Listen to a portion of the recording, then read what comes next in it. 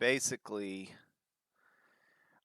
I was 30 seconds into watching this video that a friend sent me, and I started to lose it at something that was said. And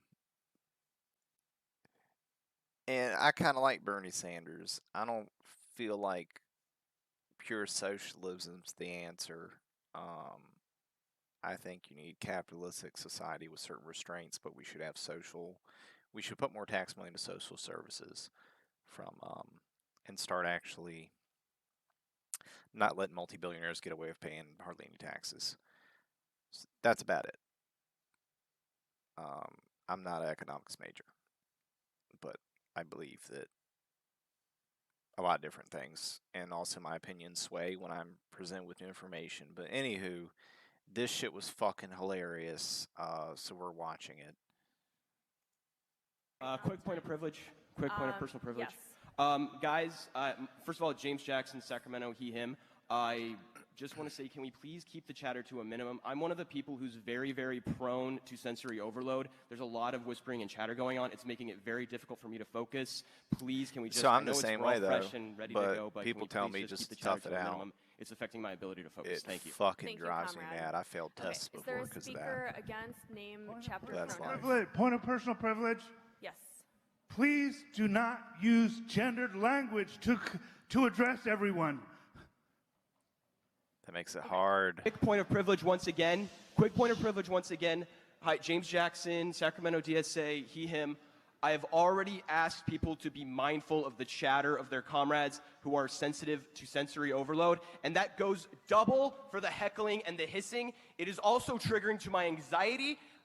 Like, the be comradely isn't just for, like, you know, let's keep things civil or whatever. It's so that people aren't gonna get triggered and so that it doesn't affect their performance as a delegate, okay? Your need to express yourself is important, but your need to express yourself should not trump or I see that no one's clapping for me. It could be because I'm not engaging, but it also is because everyone's doing this. And that's really important because those loud bursts of noise, even though this is a noisy space, when we can do something like reducing that, that's really important. So please don't clap, shoot up these. We have a lot of disabled comrades, and a lot of those are invisible disabilities. You don't know who it is that is having a more difficult time navigating this space, and this space was not created with all of their needs in mind. So it's up to us to modify that space to make sure that everybody is able to move in the ways that they need to move.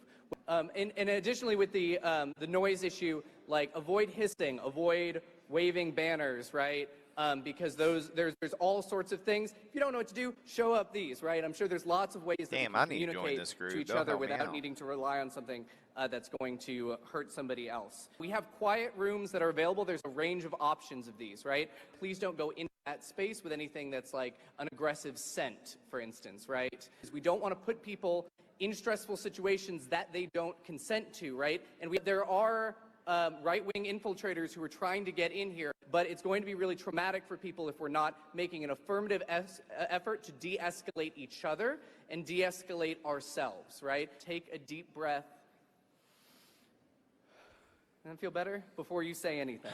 Don't really talk to anybody who doesn't have a credential, especially if they claim to be from the press. You have no idea who that person is. The fuck Please not? do not talk to anybody who identifies themselves as a member of the press without having credentials. Don't talk to cops. Don't talk to MAGA assholes. We're almost there. But thank you. We are going to be visited tomorrow by some MAGA protesters. Is there anybody here who's done abortion clinic escort work? By all means, don't talk to cops if there are cops there for any reason at all, right? And if you do see someone talking to cops, let the marshals know. We are safe and we are strong because there's power in collective work. Okay. Like, doesn't anyone understand, like, know thy enemy? Learn about your enemy by interacting with them.